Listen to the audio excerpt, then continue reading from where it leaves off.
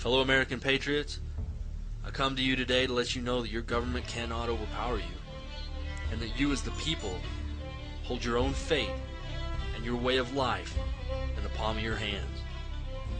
You are under the watchful eye of an ever-increasingly tyrannical government, but within that government lies patriots just like you.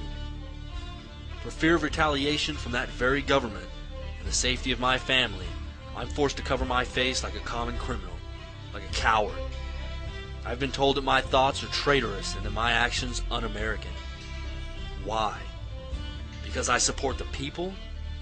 Because I support the Constitution? I'm here today to say to those of you that are asleep that you are the traitor. You that stand idly by as our freedoms are slowly stripped from us are the un-American. I ask civilians on the street if they're aware of the form of government that this United States was founded on. Almost every one of them proudly stated democracy. Why, we spread democracy across the world, I've heard. Let me read to you Article 4, Section 4 of the Constitution of the United States of America. The United States shall guarantee to every state in the Union a republican form of government, and it shall protect each of them against invasion and on application of the legislature or of the executive when legislature cannot be convened against domestic violence. And tell me if this one sounds familiar. I pledge allegiance to the flag of the United States of America and to the republic for which it stands, one nation, under God, indivisible, with liberty and justice for all. How did we get so far from our roots? And while I'm on pledges, many of you might have seen the YouTube video produced by Harpo Productions, where dozens of celebrities pledged to be a servant to our president, mankind. A servant to our president. Last time I checked, our president is a servant to the people. And I pledge no allegiance to any man. You know what I pledge? I pledge that I will support and defend the Constitution of the United States against all enemies, both foreign and domestic, and that I will bear true faith and allegiance to the same, so help me God. That's what I pledge. And that's the pledge that every U.S. service member makes. Yet it seems most of them don't even know what's in the Constitution. Second Amendment, written December 15, 1791. A well-regulated militia being necessary to the security of a free state, the right of the people to keep and bear arms shall not be infringed.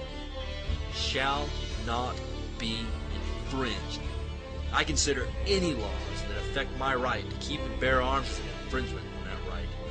So you lawmakers out there, go ahead. Push past the Blair-Holtz H.R. 45 bill. We will use every avenue of peaceful resolve that we have. But you push our backs against the wall, and we will push back. Next is the 10th Amendment.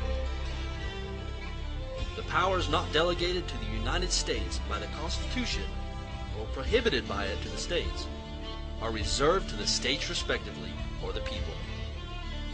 So all these laws that the government passes, like you having to give your child shot known to cause autism before your child can attend public school, the restrictions of homeschooling, the banning of medicines that help people, gun control being referred to the committee right now as I speak, the suspension of habeas corpus, so many unconstitutional laws that 9 states have already declared sovereignty in the United States government, and it's expected that over 20 do. I was proud whenever I read the Oklahoma resolution that this serve as notice and demand to the federal government as our agents to cease and desist effective immediately mandates that are beyond the scope of these constitutionally delegated powers. That's passion, conviction, dedication of the Oklahoma residents. And they're not alone. We, the American patriots, are tired of standing idly by. This is a call to arms. Support the sovereignty of your states. Reclaim your freedoms. Write your senators. Write your congressmen. Write your state representatives. For you American citizens that are asleep, there's something going on around you. And if you can't see it, it's only because you're so self-absorbed in your trinkets and your cell phones and your video games, your corporate jobs. There's a revolution brewing under the surface of your country and you don't even know it. If I ask you if you're awake and you don't know what I'm talking about, you need to start searching for information. You need to read your Constitution. You need to know your rights. Look up what started the first revolution. Do research on your monetary system. Keyword the Federal Reserve. Ask yourself a simple question. Do I want to be free? Or do I just ask for a protective master to watch over me? Time for you to make that choice is at hand. The enemies of the Constitution are not far away in some distant desert. They're found right here on our own soil. We have become complacent, and we've allowed the tyrants to take over this country, and we have no one to blame but ourselves. The time is now.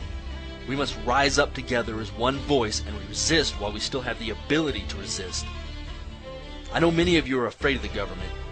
You wonder how can you fight something as strong as the U.S. military. I ask you this question. Who is it that's behind those rifles that you fear? They are your sons, your daughters, your mothers, and your fathers. They are American citizens just like you. And let me assure you that there is a resistance within the military. We will not be silent. We will not obey. We will not allow the American people to be harmed and their rights be taken away in any manner. We will not disarm the American people during martial law. Let me assure you, patriots, that we will die fighting our brothers in arms if we must, but we will not fight our countrymen. Our lives we stake on this.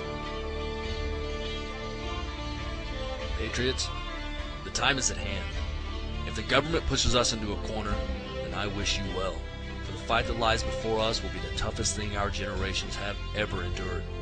Your grandchildren's grandchildren will read about how you fought for their freedoms.